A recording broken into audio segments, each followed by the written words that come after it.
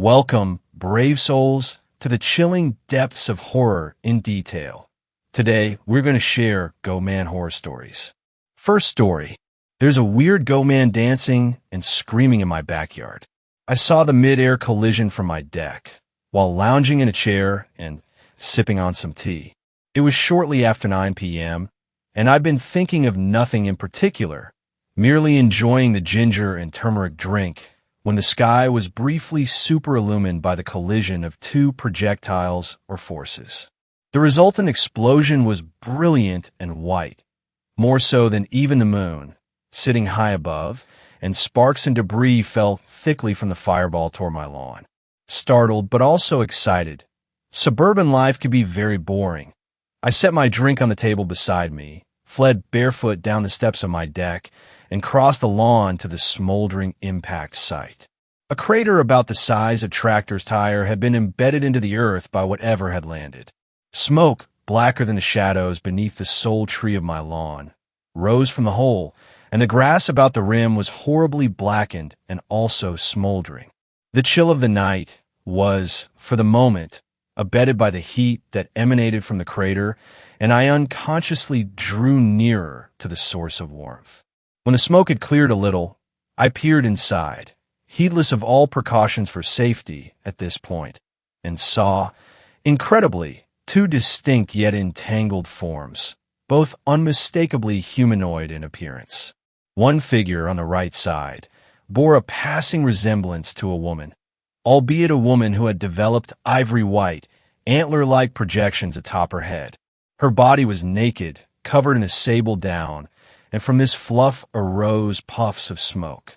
The other figure, similar in form, but possessing a more greenish fur upon its equally naked body, also emitted smoke from its pores. Despite the violence of their ill-timed, or perhaps intentional, trajectories, both figures seemed unharmed, merely unconscious. If they'd been wearing clothing prior to the collision, it had been completely disintegrated in the fiery meeting. Amazed, not yet having the sense to be rightfully terrified, I knelt beside the rim, careful to keep my face at a backwards angle, so as to not inhale the still pluming smoke. After a while, during which I silently observed the fawn-like yet strikingly feminine pair, the right word being awoke.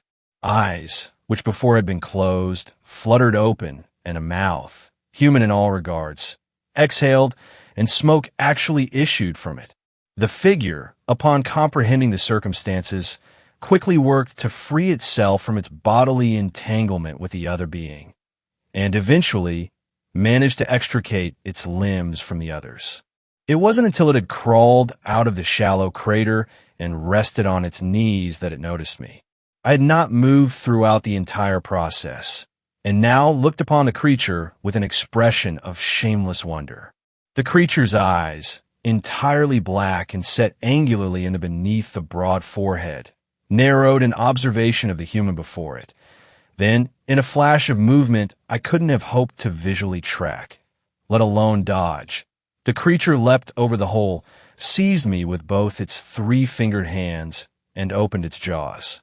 I saw rows upon rows of short, curved, and loathsomely sharp teeth. This new observation, a total contrast to the aforementioned mammalian features, assuming there are no mammals that possess sets shark-like teeth, brought me confusion rather than terror.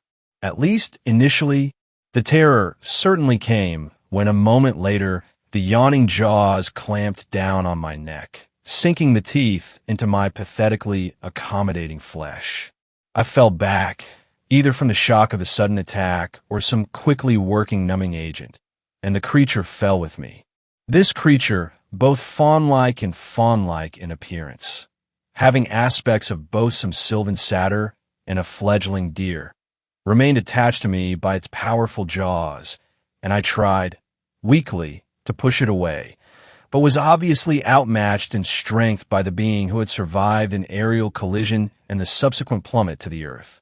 Just when I thought the life would be wrenched from me, the jaws released, and the creature lifted itself off me, its admittedly handsome face coated with my glistening blood. The head, crowned by a triple arrangement of horns, one branching left and right, the third upward and curving back, looked toward the sky and seemed to bask in the moon's omnipresent glow. No pain accompanied my wound, only a feeling of deep physical loss, a steady drainage of being centered at my torn neck. The creature returned its attention to me, shuddered for a moment, then blinked its eyes. From my vantage, lying upon the grass, which was now soaked in my blood, it seemed as if the creature were struggling to process something, perhaps even the biological elements of my blood. Then, after apparently bringing this process under control, the creature licked its lips, knelt over, but not exactly atop my chest, and spoke in perfect English. "Hello, I am, well, you might call me Lushi as an approximation of my name in your language. For quite a while, I have been running from that one there, the entity still within the crater. They are helplessly, madly in love with me, and despite my sworn lack of interest, they are determined to convince me that we are soul-bound lovers. After a while, after having had enough of the letters and shows of affection, committing atrocities and genocides in my name, I decided to flee our planet. After a period of several years, I eventually found this place, but they'd apparently been on my tail the entire time, and, well, you've seen what has happened now that they've caught up to me. I could only manage a bloody gurgle in response. Ah, yes.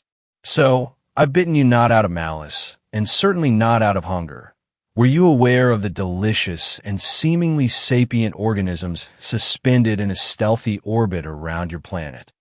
But for a purpose that will become physically apparent in a moment. You see, I really do not wish to have my privacy and singleness compromised by this overzealous romantic any longer. Thankfully, one of the advantages exclusive to my branch of our species is the ability to alter the appearances for a time of others. For perhaps an hour, depending on how your biology handles it, you will take on my appearance. Your body will change down to its very cells to resemble me. Perfect forced mimicry. The recognition of her words dawned immediately, and with it a terror of awful, thought-effacing intensity.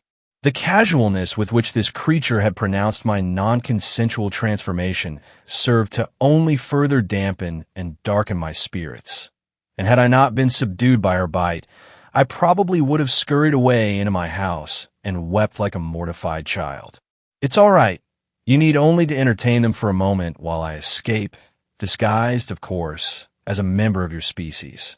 Who knows, perhaps you possess the necessary cunning or cruelty of heart to convince them to abandon their silly endeavor and return home.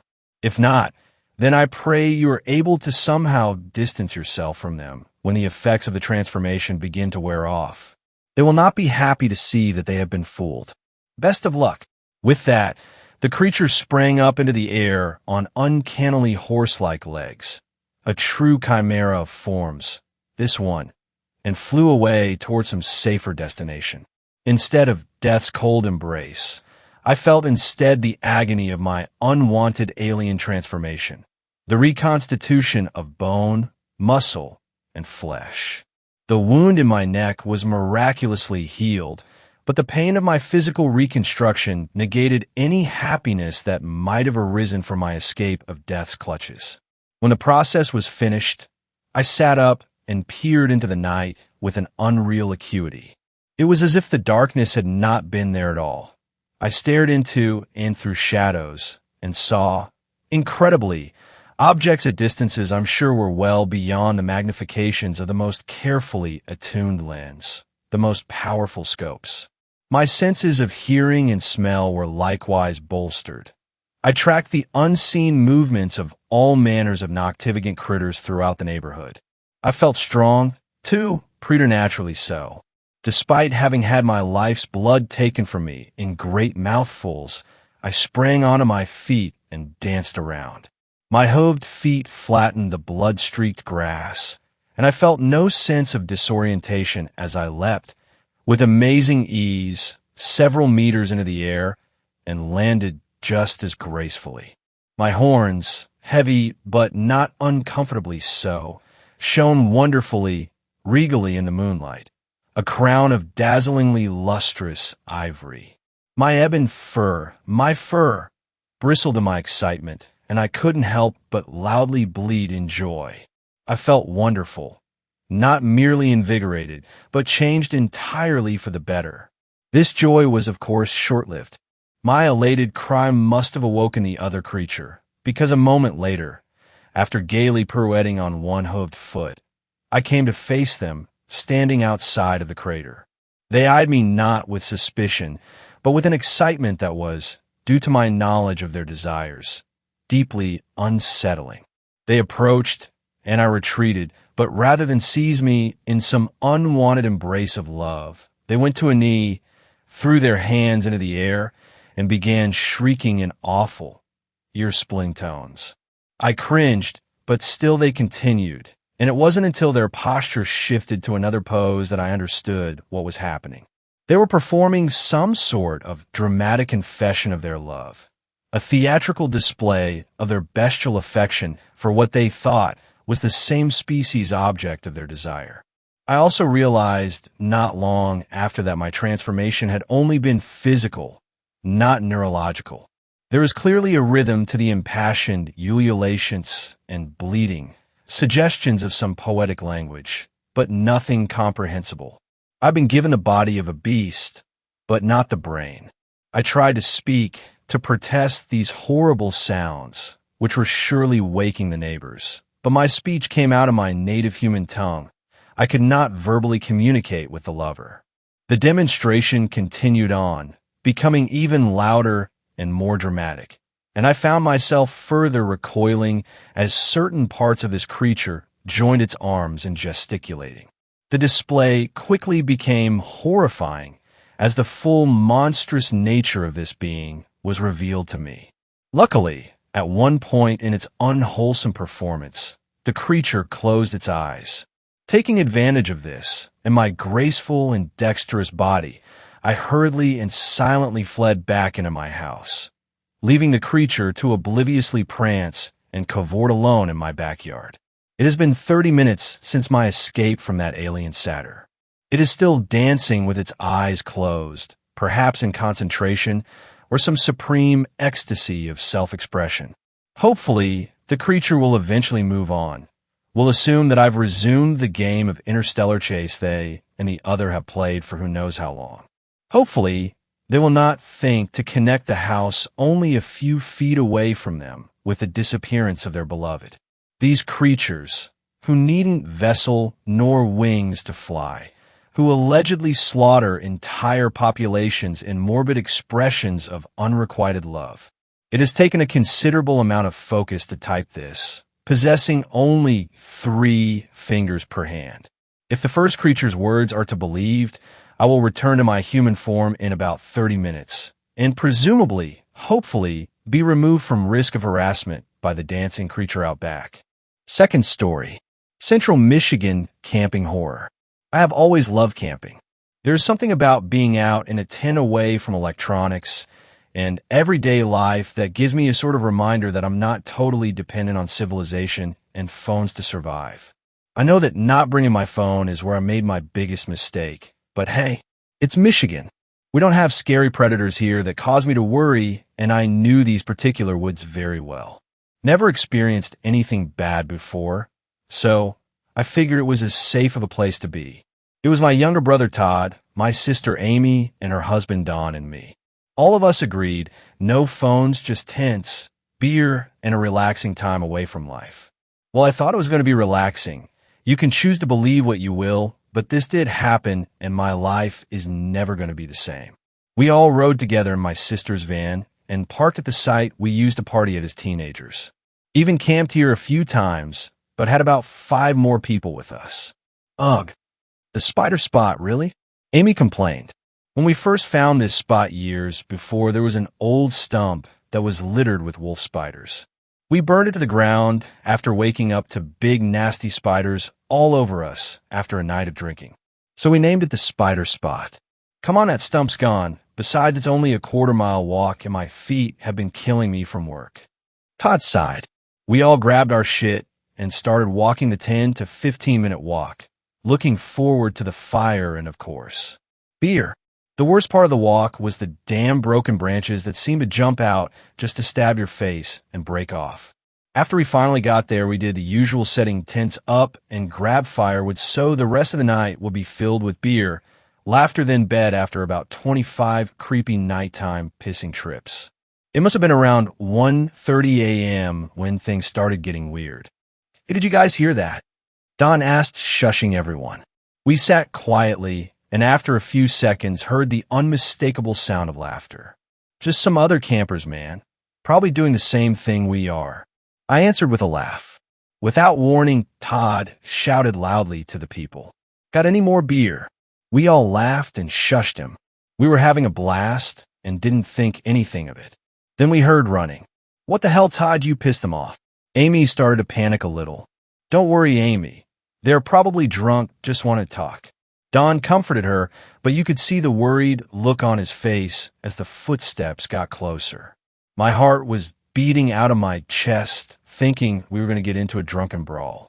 "Got any more beer?" It sounded like a weird recording of Todd, only different. All the hair on my arm stood on end. It really creeped me out. "Very funny assholes," Todd shouted. Then more running footsteps, only this time away from our campsite. Must be drunk teenagers messing with us. Amy breathed a sigh of relief. We all kind of nodded and agreed it was time for bed. That was kind of a buzzkill, and I think creeped us out a little. "Hey, I'm sleeping in your tent, bud," Todd said, kind of with a nervous glance around the darkness. "Pussy," I said with a laugh, but was secretly happy not to have to rough it out alone. Once we all were in our tents, it was very quiet. It was the only time I can remember being kind of scared. I must have dozed off because I woke up to Todd shaking me. "Dude, listen," he whispered quietly. At first there was nothing. Then I heard the most terrifying thing I've ever heard. It sounded right outside my tent, like a foot away. "I'm sleeping in your tent tonight, bud." Again, it sounded like Todd, only not like him. I was about to shit my pants. Todd looked at me in horror, and I must have had the same look on my face because I was petrified. Then we heard the running again, and whatever it was, it ran off again. "Let's hurry, get thee out of here," Don shouted to my surprise. They must have been listening to whatever it was, too. We all jumped out of our tents and ran back to the van as quick as possible. I've never felt more relieved to be out of the woods. This was all last weekend, and is 100% true. The worst part is Todd called me and said he's been hearing something outside his house at night. He wants me to come over tonight, but I'm honestly afraid too. Third story. A creature stalks the swamps in Louisiana. When I was growing up, my dad would take my older brother Johnny and I on trips up the Louisiana Bayou to go hunting and fishing every summer. Our dad started the tradition when we were little kids, and it was always a highlight of each summer. As time went on, Johnny and I grew older. Schedules conflicted, and we missed a year. Then another. Then another. We each just started doing our own thing. That is until earlier this year, when our dad passed away. Johnny called me up and suggested we go on another weekend fishing trip in honor of our dad. I agreed immediately and began packing my things. My fishing gear, some trail cameras, and a bow for hunting game. We set off early Friday afternoon when the sun was still high in the sky. I don't know how much experience you have with Louisiana Bayou, but it's basically just a slow-moving swamp. The bayou can get boggy and smelly, but you'd be hard-pressed to find a place with more fish. We loaded our stuff into a boat and headed deep into the muck. Soon we were far from civilization, but we pressed on ahead, traveling miles into the wilderness. That was the entire point of these trips, after all, to get away, get into nature, and clear our heads. I was glad to be leaving everything behind for a few days. I took a video of our ride out, just so you get some idea of the terrain. Link to video. After a few hours of riding, we reached the spot we'd picked out. Every summer our dad would pick a new branch of the Delta to explore, so this year we'd done the same. There was something exhilarating about the idea that you were the first to explore a place. We pulled our boat onto the shore and set up a few trail cameras to detect motion. We'd use them to see if the game trails around were still used by deer. Me and Johnny found a good fishing spot and managed to reel in a few fish. The day passed, and the sun started to get lower in the sky. I had just pulled on my third fish when Johnny called out to me. I looked up to see him pointing across the river. "Look at that," he said. "This is what we saw." "Oh, we have to go check that out," Johnny said. I was worried for a minute, but the house was clearly abandoned and empty. On top of that, we were dozens of miles from the nearest person who might care. We ran back to our boat and used it to cross the river, walking through the house. It looked like it had been abandoned for about a decade, just long enough for all the wood to be warped and rotted, but not long enough to start falling over. The house was full of stuff. Even plates and food were left out on the counter. "Looks like whoever was living here didn't care about leaving anything behind," I said. Then I turned to look into the living room. Someone had scratched huge letters into the wall above the couch. "These are his woods. These are his woods." Johnny asked, "Who is he?" I told him I didn't know. Something about the letters unsettled me. The way they were written as if in a rush, like someone was in a hurry to scrawl them out. I looked through the house windows out at the woods, looking for, I don't know what. "Let's get out of here, man," I said. We left the house and crossed back over the river to our camp. Camping in a tent in the marshy bayou is a bad idea, so our dad had always taught us to use hammocks when we're out there. I climbed up a tree and strung my hammock about 10 feet off the ground, and Johnny did the same to a pair of trees close by. After that, we found a solid piece of ground, started a fire, and cooked some of our fish. I still couldn't shake the uneasy feeling I'd gotten from the house. It just didn't make sense, and it didn't seem like the kind of thing a person did as a prank. I felt a little better as I ate my food. It was probably all in my head anyway. Me and Johnny told stories about our dad and past trips, ate our fish, and caught up with each other. It had been a while since we'd done something like this. By the time it got dark, I was more than ready to crash. I climbed the tree and into my hammock. Soon, I had fallen fast asleep.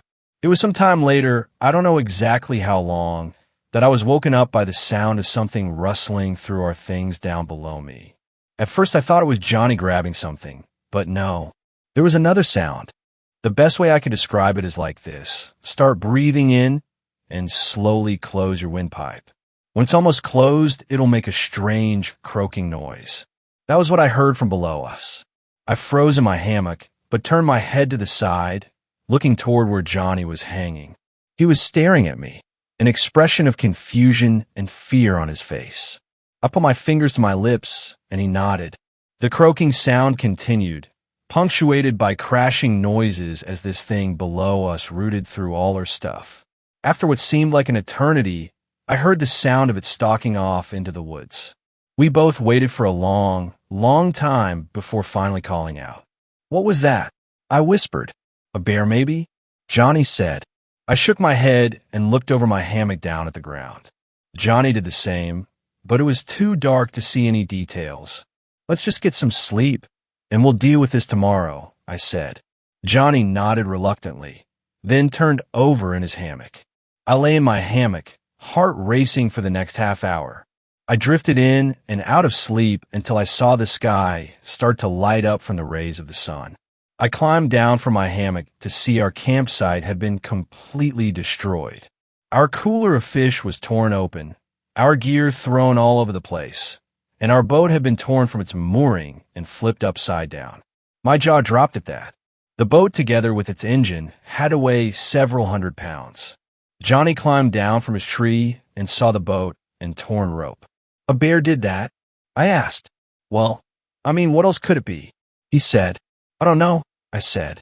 "But I've never heard a bear make the noise we heard last night." We did our best to clean up the area. We thought about calling off our trip, but we figured that as long as we were better about keeping our food sealed up, we'd probably be fine.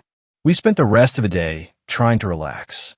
We fished, bow-hunted some squirrels, and soon the night's event seemed like nothing more than a hazy memory.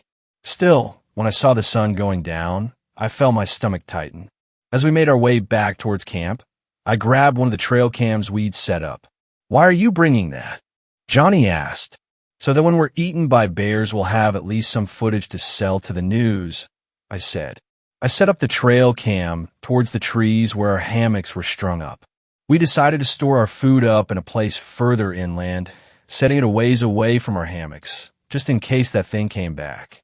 We ate some jerky, talked a little bit, then crawled into our sleeping bags. I tried to fall asleep, but ended up spending a few hours staring at the stars through the leaves. I knew it was unlikely that the creature would come back, but something about that sound was making it gnawed at my mind. It didn't sound like anything I'd heard from an animal before. I must have nodded off at some point, because I was woken up by the sound of something rooting through our things at the place where we'd left them. Our stuff was probably 100 feet away, but in Louisiana that meant it was still completely hidden by leaves. The same croaking sound from before echoed from the area. I got on all fours in my hammock to try and catch a view of the area. Then I felt my right hand slip on the fabric. I tried to catch myself, but ended up losing my balance and falling out of my hammock the 10 feet to the marshy ground. I hit the ground hard. The mud absorbed most of my fall, so I only had the wind knocked out of me. I lay in the muck, just trying to breath. Then I heard the sound of something crashing through the forest. It was coming towards me. Something huge stopped just above my head, and I heard it standing there making its croaking noise. Then a light flashed out as the trail camera was activated by the motion and took a picture. Whatever the thing was made a terrible groaning noise at the light and ran off into the woods. I stayed laying in the muck for a long, long time until the only thing I could hear was the normal sounds of the bayou at night. When I got a hold of myself, I crawled back into my hammock. I looked over at Johnny and saw him staring at me with a hand over his mouth. It looked like a goat, he said. I swear it looked like a huge goat person. I lay there in my muddy, wet clothes until the dawn broke. We threw our stuff into the boat without talking much and set off for home. My ribs were tender, but not broken. It was only when I got home and checked the trail camera that I saw the picture it took while I was laying in the mud. Here it is. I have no idea what this thing could be. If I find out anything else, I'll update you all here. Fourth story. A creature from the woods is stalking me. I live 5 miles away from town in the middle of the woods. I've tried calling the police, but they won't help me. Nobody believes me. Everyone thinks I'm crazy. But there's a creature. It's trying to kill me, and I'm scared. I don't know what to do. It started last week. It was boiling hot outside. I had said goodbye to my dog, Sam. He was an old golden retriever and the only company I had. All my friends live in town, and the only way for me to get there is either by walking, which is very tedious, or by riding my bike. I hopped on my bike and grabbed the handlebars, my hands burning from the hot rubber. I work at a factory with low pay. I hate my job, but I'm not going to find a new one anytime soon.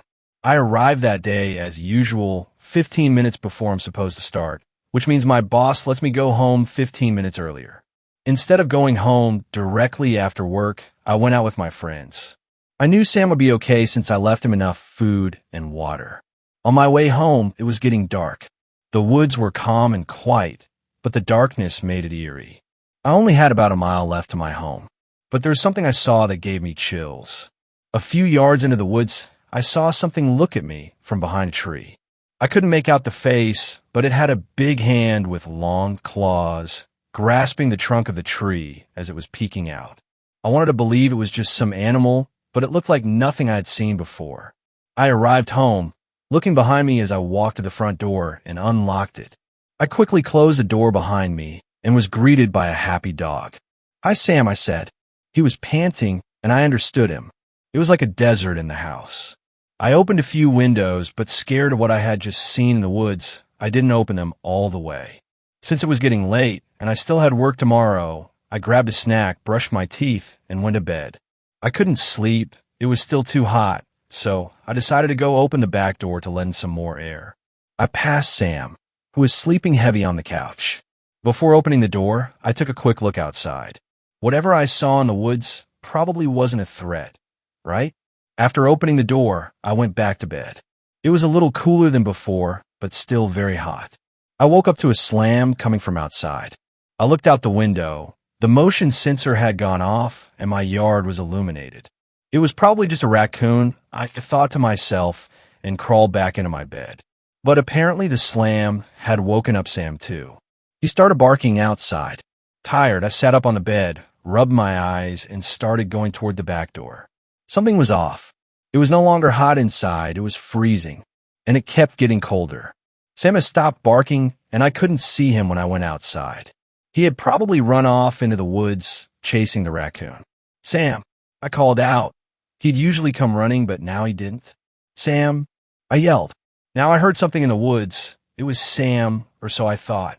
The woods were dark, and it was hard to see. I squinted, trying to spot Sam. Eventually, I saw a figure in the dark woods. "Come here, Sam," I said. He didn't come. I started getting worried. My heart was beating very fast. What if it was that thing I saw in the woods earlier? All of a sudden, Sam was tossed into my yard. His throat sliced open. His beautiful golden fur was now covered in blood from claw marks. I was struck with both fear and grief, completely paralyzed and unable to move. "Sam," I said with a quivering voice, thinking maybe he was still alive. He didn't move. My mind was clouded, but I knew exactly what had done this. I broke free from my paralyzed state and bolted towards the back door. As I was running, I could hear it behind me. I got inside, turned around, then I saw it for a split second, and it was moving fast. I shut the door and locked it. I sighed in relief, but then I heard it scratching and slamming against the door. As it was busy, I quickly went to close every window I had opened. But I had forgotten one window, the one in my bedroom. I entered my room, and there it was. Its big claws grasping, trying to get the window open.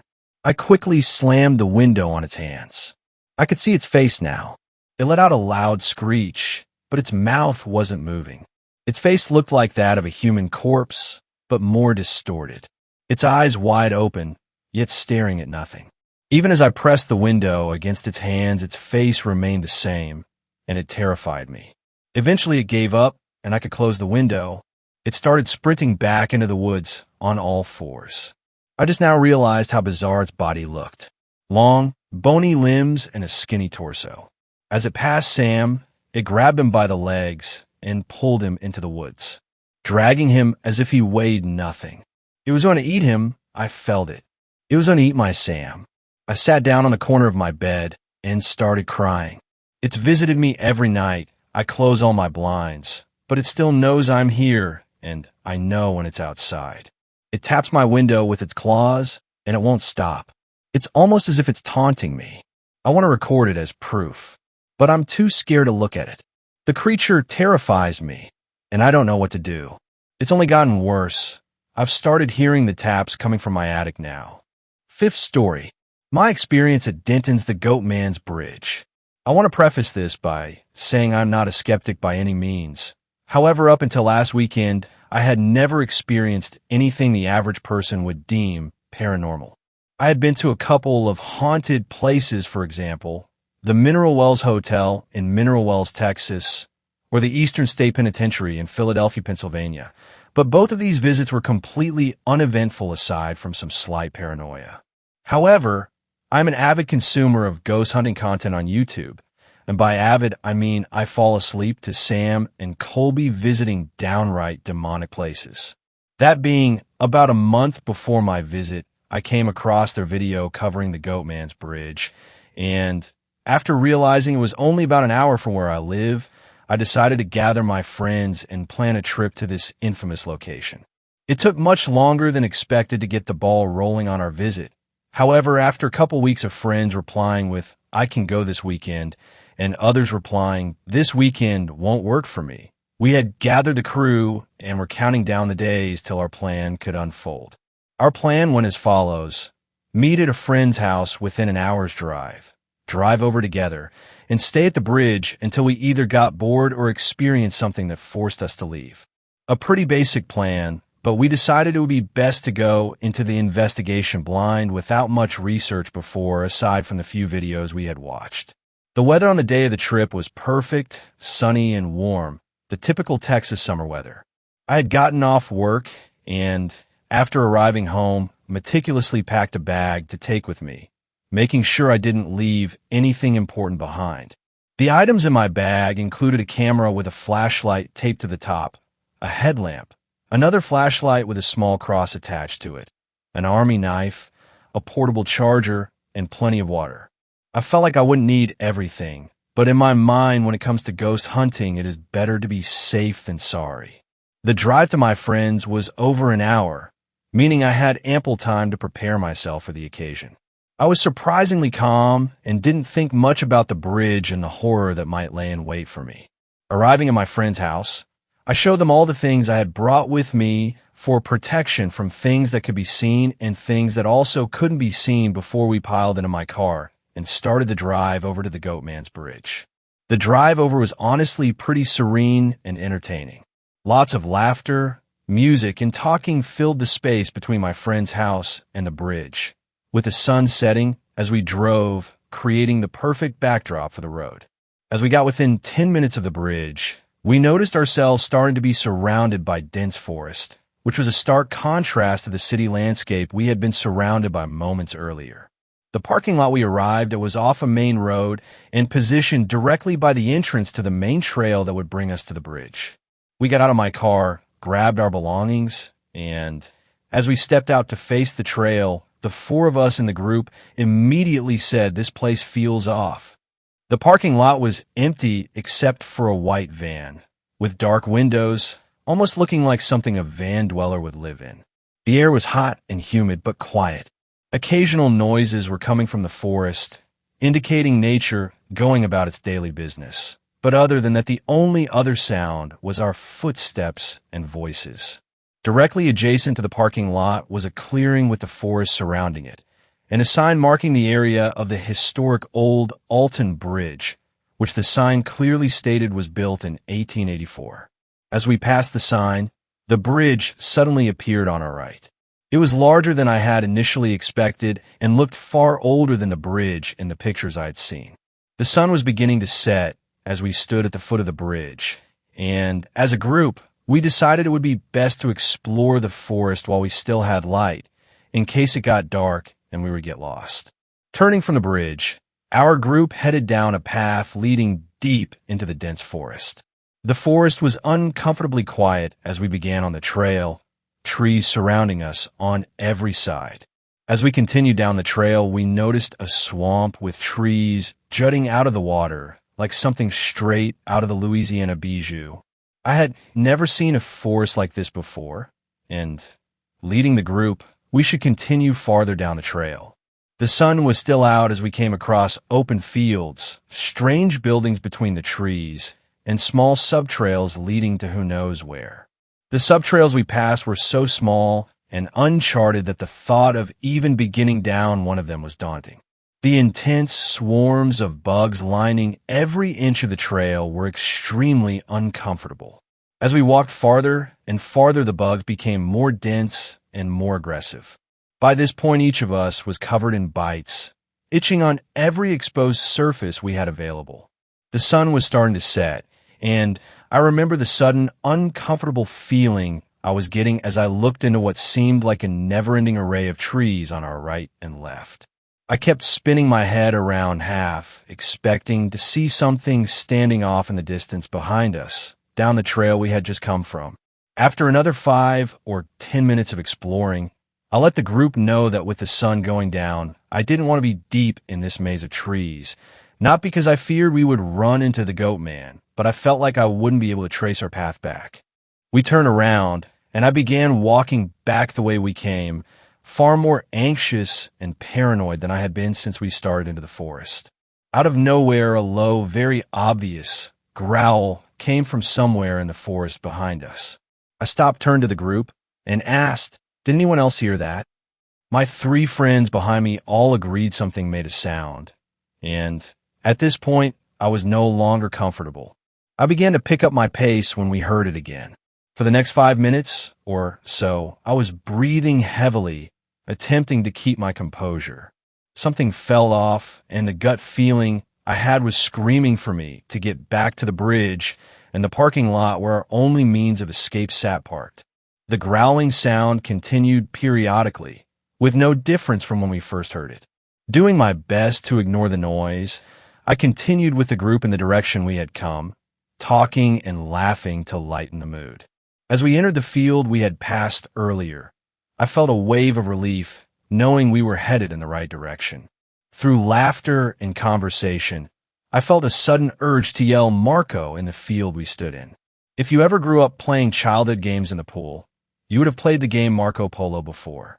I had this image in my head of myself yelling Marco and then suddenly hearing Polo coming from somewhere beside me in the forest. So without hesitation, I screamed Marco at the top of my lungs. Seconds later, a high-pitched scream pierced the air. It sounded like the scream of a young girl, in pain or suffering and needing help. I spun around and immediately asked my friends if they had heard it. They all looked shocked and also said they heard a scream. I had read online that hearing screams or voices from the woods was pretty common, but I didn't think I would be experiencing anything. I picked up the pace right after this, urging my friends to stick with me so we don't get lost and don't have to stay in the forest longer than we had to. I was beginning to feel the familiar sense of panic coming over me as we now walked quickly back down the trail, the forest around us becoming a blend of darkness. You couldn't see any more around you, and the flashlights we had brought could only pierce so far into the night. I never thought I would be overjoyed to see the sight of this demonic bridge, but when we came out of the trail and it stood there waiting for us, I felt at ease. We took a second to catch our breath and discuss what we had just experienced. No one seemed overtly uneasy, and the panic our group had felt earlier was starting to subside. Following the path onto the bridge, I was taken aback by how old the thing was.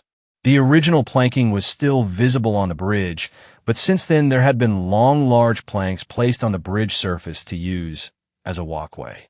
Holes littered the old planks underneath the crudely fashioned path, and before we could cross, I stopped the group to let them know that I wasn't planning on going any farther. Having spent a lot of time researching the bridge, as I mentioned earlier, I found that most individuals seem to have experienced the demonic shit on the other side of the bridge farthest from the parking lot. We stood now just feet away from the trail leading to the woods that ordained the far side of the bridge.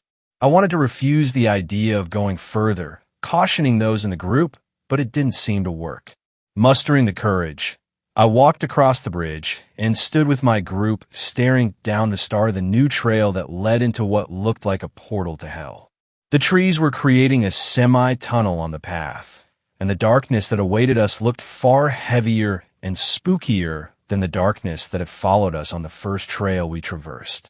Our group stopped right before the beginning of the new trail and the entrance to hell, and agreed to set a timer for 2 minutes. 2 minutes in, 2 minutes out, simple as that. Hesitantly, I agreed, and we proceeded to flip on every possible light source we had before stepping forwards into the darkness that awaited. It took a whole 30 seconds before I felt a strong sense of anxiety, panic, and fear. Off to our left was a subtrail leading to a small, open, circular clearing. From where I stood, my light illuminated a tree just off to the right of the clearing, which was no more than 15 to 20 feet across. Resting against the tree was a white object. Its shape made me go cold. The object looked like a body wrapped and tied in a white tarp, head and chin leaning down, arms crossed in its lap. I couldn't look at it. Panic was beginning to cloud my judgment. I tried to point out to my friends, but only one other person seemed to see it, and I seemed to be the only one who was on edge. I couldn't take it anymore. I began to feel sick, nauseous, weak, and extremely heavy. It was a strange feeling, something I hadn't felt before. Again, my mind jumped to previous things I had read, particularly that a demonic presence can cause people to feel sick, nauseous, or like they're going to pass out. I was feeling all those things at once and had to trust my gut, which was begging me to leave this place. Spinning around, I booked it back down the trail, focused on getting back to the bridge because in the moment I felt a suffocating weight crushing my being. Our group walked quickly towards the center of the bridge, panic in our voices. We all agreed that something was wrong on that trail. Whether it was visible or not, we felt it. I couldn't get the image of the white object out of my head. The outline of a body was all I could see. I wanted to spend a few minutes longer on the bridge, testing an app on my phone that used SLS cameras to identify human form in any open area. Two of the people in our group didn't want to stay on the bridge any longer, and through constant prayers, made their way back across the bridge to wait for us near the parking lot. As I opened the app and let it calibrate, I scanned the bridge and the water surrounding it with my flashlight, almost half expecting to see a pair of red eyes hidden in the brush. However, nothing caught my eye, and with the app ready, I started recording the area around us. Within seconds, a full stick figure appeared by one of the metal railings lining the bridge. I jumped visibly, calling for my other friend on the bridge with me to come see this. He ran over and immediately saw the figure as well. I didn't care about staying any longer after this, and began once again to feel heavy, nauseous, and overall unwell. We left the bridge and headed for the car, my body and stomach doing somersaults as I walked. We approached the car and opened it, all getting and shutting and locking the doors. I was struggling to stay calm, panic overflowing like a glass with too much water in it. I shut my eyes tight and focused on my breathing, attempting to calm the flood. After a few minutes of discussing what we just experienced, everyone in the group wanted to leave the car and go back except for me. I physically couldn't leave the car. Every piece of me was begging me not to return. I refused to go back and insisted my friends go back if they wanted, though deep down the thought of being left alone in the car was just as scary. Right as they planned to leave, one of my friends in the front seat spun their head to the side, staring straight into the lingering darkness of the parking lot visible through the car window. We all turned and looked out the window, but nothing was there. Then, as if it were a prank, my friend asked for my SLS camera. Opening the app, she started recording, and within seconds, two small stick figures standing motionless side by side appeared in the dark. I let out an audible gasp and once again felt sick and weak. It couldn't have been a coincidence. In the midst of our panic, she said that just seconds before looking out the window, she had sworn there were two people standing, which is why she asked for my phone. At this point, I was finished. I couldn't take it any longer. I was sweating, covered in bug bites, weak, exhausted, overall feeling very uncomfortable and on edge. As our group decided what to do next, 3 or 4 cars pulled into the parking lot, and at least 10 people got out of the vehicles after they were parked. The sudden influx of people stopped the others in our group from wanting to go back to the bridge, so we decided it was best to leave and head back to our friend's house. The ride back was filled with discussion of what we had just experienced, and no matter how we tried to reason the events that occurred, all of us mutually agreed that something about that place wasn't right. There was evil at that bridge, and I am convinced of it.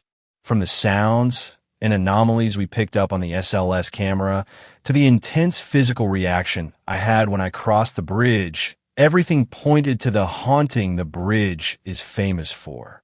Did our group see the famous GOATMAN or come face to face with a demon? We did not. However, without a doubt, I have now experienced the feeling of the paranormal and am not more than ready to go at it again. The GOATMAN's Bridge is an experience everyone should try at least once. The forests surrounding the bridge are actually pretty beautiful, and during the day, I don't think you would even realize the place has the reputation of being haunted. However, once the sun goes down and the demons come out to play, the bridge and surrounding area do the full 180, and you are bound to have at least one unexplainable experience. If you have had any experiences here, please let me know. Also, if you guys would like some photos or videos from the bridge, comment below and I could try and share them. I also have a very distinct video of the scream we heard that I mentioned earlier. I can share that as well. 6th story. Let me tell you what I saw in the Appalachian Mountains. Originally, I'm from West Virginia. I moved around between the Appalachian and the Midwest some as a kid. Between the ages of 10 to 13, I lived in rural Kentucky in the foothills of one of the oldest mountain ranges on the planet. I lived with my dad and my grams. We lived in what we call a holler. Think of it like a cul-de-sac in between a set of foothills. We lived in the middle of the neighborhood with nothing but family on both sides. No one lived across from us or behind us because of the foothills. When I moved in, my grams had some rules I had to follow. At the time, I chalked them up to hillbilly stranger danger. They were things like don't mess around with the wild animals, don't go out into the woods alone. Then they got a little weird, don't whistle. If you hear your name, don't answer and don't go to it. And if you see someone in the woods you might know you didn't and just come home. This experience happened in August when I was 11. My dad and I had a mowed path through the tall grass and berry bushes to the left of the double wide we lived in. We camped out there a lot because it was close enough that we could check on my grams. Now, when you're in the woods, things are louder than you think. You have animal life, bugs chattering, wind through the trees and grass. There was a stream that ran along the road you could easily hear. That night, we added the campfire to that list. My dad decided to go back up to the house about a quarter mile to get more beer and to check on grams. Before he left, he told me not to mess with the fire. After a few minutes of watching the fire, things started to get quiet. Like real quiet. The wind had all but stopped, bug and animal sounds were all gone, and the stream sounded like it was miles away. I was getting uncomfortable even though I've been left at the campground before like this. Then I started to smell and taste it. It was in the back of my throat out of nowhere. This awful metal tang. After a few more moments of dread, my dad came back. He was mad right away, said he could smell burning metal coming up the trail. He accused me of tossing beer cans in the fire. I told him it didn't, and even pointed to the fire to prove it. He said there was a storm coming in and we needed to get back home, and he let it go. We left the tent and started our way back. Now, the very cool but very weird thing about lightning in woods this dense is when the lighting hits, it lights up everything like the middle of the day. Well, up until the front of the trees. After the first set of trees, it's pitch black. There are no street lights, and unless you have lights on your property, it's completely black. So it's pitch black, lightly raining, and other than the dim lights from the house windows, there's nothing. I'm eating watermelon as one dose in August in the mountains when the first clap of lighting hits. Everything is as bright as it can be. After the second passes, it's black as pitch aging. Next clap of lighting comes, and that's when I kind of see it. On the porch, past the yard, over the stream, past the road, and the ditches on either side just past the first line of trees, I could see the silhouette of it. Then it goes dark. This is also when I can't start to taste that same awful burning metal. I'm not really sure what I saw, so I just kind of stay still. It's a few moments before the lighting hits aging. The figure is now closer, standing side by side to the trees. Then it's back aging. I'm standing now, not sure what to do. It's been 20 years to this day, and I've tried, but could never fully describe what I saw. This thing's head wasn't proportioned to its body. The arms were too long, and the torso didn't fit right. It was like if you asked a blind person to draw what a person looked like. It just didn't look correct. Once the lighting hit aging, the thing is standing in the middle of the road. Now, I want to see this thing get any closer, I go inside. My grams is doing dishes and asks why I'm inside. I tell her I think I saw something. She almost immediately gets my dad on his feet, telling him to shut and lock all the windows and doors. My dad, vaguely drunk, obeys. That night, I sleep with her. The next day, we discover the tent door is torn off. It didn't look like an animal. Things weren't cut or shredded, but looked like someone took and pulled it apart. My uncle, who lived a mile or so up, had all 8 chickens killed. Heads gone, no blood. The next few weeks, all the kids had to wait for the bus with an adult. My dad had to be late for work for almost 3 weeks. Anytime I try to talk about it, I just had the subject change. I just figured I was a kid and it wasn't important or real. It wasn't until years later I finally understood. I was in my early 20s and some cousins were in town for Halloween. As I was telling this story, my aunt get irate with me saying, "Don't you tell them that. Don't you put that evil on them." After I couldn't help but think back on all the times I tried to talk about it and how I was shunned. My kid mind not realizing it wasn't as simple as a subject change, but then actively shushing me. Once I started dipping my toes in Reddit, I realized there was a name for this thing, the same name my auntie had called it that day at the party, and other people have seen it. The GOATMAN. What bothers me the most is how to this day, I couldn't describe any feature, nor have I ever tasted that awful burning metal taste. So friends, if you ever find yourself in the foothills of Kentucky, please remember my Graham's rules. 7th story. The Bell in the Woods. Do not let the ancient bell buried deep within the woods frighten you. Save your fear for the creature that answers its call. My grandfather was a cruel man in every sense of the word. The only love he displayed was an unwavering infatuation with bourbon and abusive discipline. Being my only living relative, my childhood was bound to him and his farm by the constricting shackles of the law. His cruelty and frugal practices drove farmhands and hired help away as quickly as he could employ them. My place, however, was in the kitchen. Cooking and cleaning are the only skills a little girl needs to know. These were the words grandfather tattooed to my psyche. As I grew older, he began to stare at me in a way that no family member ever should. Glassy, bloodshot eyes peered through the keyhole whenever I bathed or dressed. I could only turn away and quietly pray to myself for him to stop. On the night he climbed into my bed, I ran, disappearing into the darkness of the woods. 3 days were all that I could bear. The pains of hunger eventually coerced my aching feet to shuffle back towards the farmhouse. As the dim light of dawn illuminated my defeated journey home, a dark object stuck out between the tall oak trees. I crept closer, bare feet crunching dry the leaves below. There it was, covered in decades of dirt, moss, and foliage, an ancient cast-iron bell. It was taller than I was, etched with unfamiliar symbols and words I had never seen before. Without hesitation, as if against my own will, I grabbed the bell's rusty wheel and pulled. I felt an obligation to hear it ring out, freeing the instrument from the stillness of time. The loud tones shook the ground below my feet. The birds ceased their morning chorus, and the wind haunted as the earth froze. When the tolling quieted, reality rushed in, and I continued my retreat back to the farm. The beating I received from grandfather after crawling through the front door was unforgettable. Dark bruises and scars painted my pale skin like ink on canvas. The following morning was a mental and physical struggle just to get up. My body was tender, and the aches served as both a harsh reminder of the past and a morbid glimpse into the future.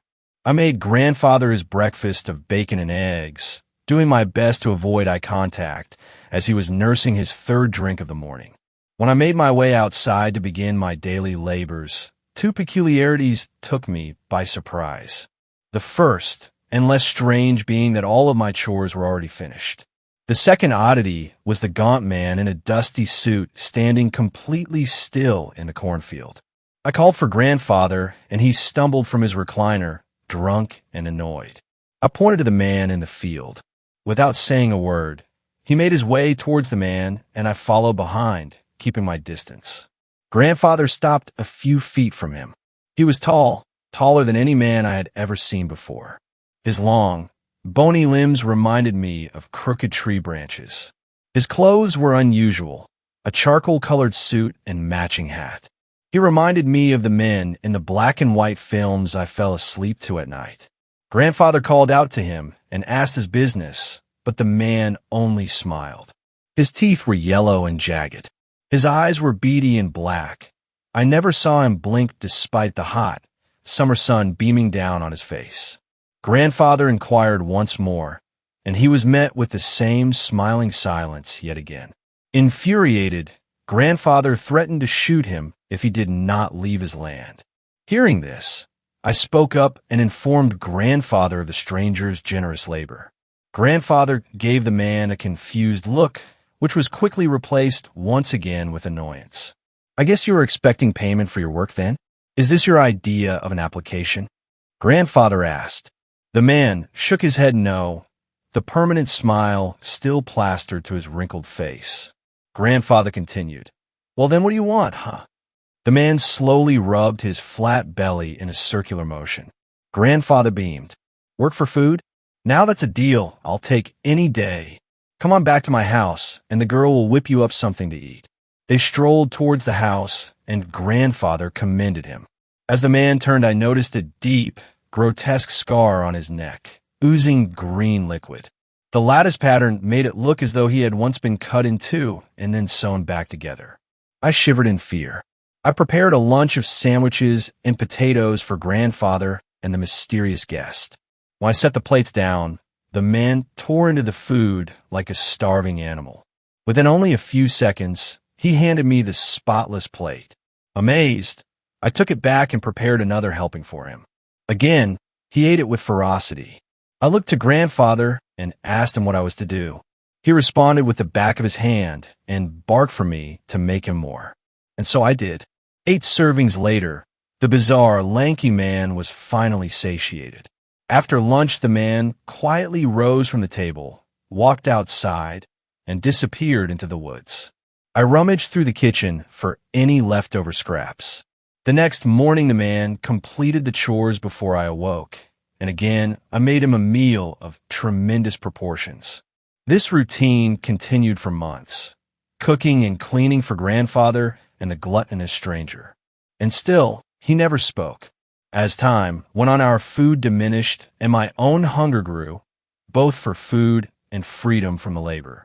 On a cold, winter afternoon, our food finally ran out. The man had completed the daily chores and sat at the table ready to be served. I begged grandfather for grocery money and promised to be back quickly.